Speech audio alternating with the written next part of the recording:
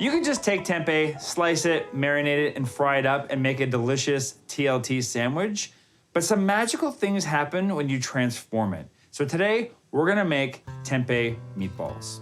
We need a binder for these meatballs, so the first thing we're gonna do is make a flax egg by taking a tablespoon of flax and then mixing 2.5 tablespoons of water. And then we're just gonna let that sit for a few minutes. I already sauteed a small onion as well as 3 cloves of garlic, so you'll wanna do that before you get started as well. First, we're gonna take a block of tempeh and we're just gonna throw it into a food processor and mix it up. Yeah, that's what you want. Like a little meal is kind of what you want. And then we're just gonna add pretty much everything else in. That's the onion and garlic, a teaspoon of both dried basil and dried oregano, that flax egg, 1/2 cup of whole wheat breadcrumbs. I'm actually using panko here. And then I'm using 1/3 cup of some plant-based Parmesan cheese that I had already made. You can find the recipe on my website. And last but not least, 2 tablespoons of tomato sauce. We're just gonna blitz that up until it's nicely combined. Quick little taste.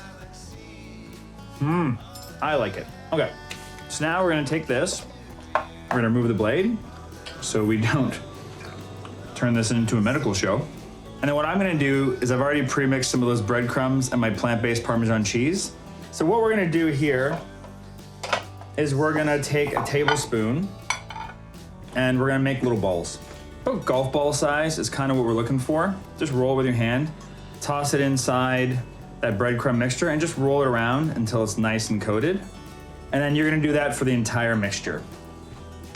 So after all your balls are shaped and after all your meatballs are ready to go, we're just gonna fry them very lightly in a non-stick pan, just until there's a little bit of brown all around. You probably have to do it in a couple of batches. And then we're gonna bake them in the oven at 375 degrees Fahrenheit for about 15 minutes. So these have been cooking for about 15 minutes in the oven and they are perfectly crisp all the way around.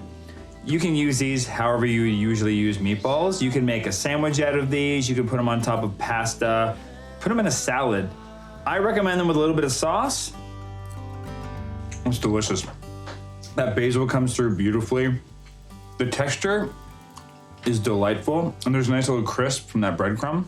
Smash these into your mouth today.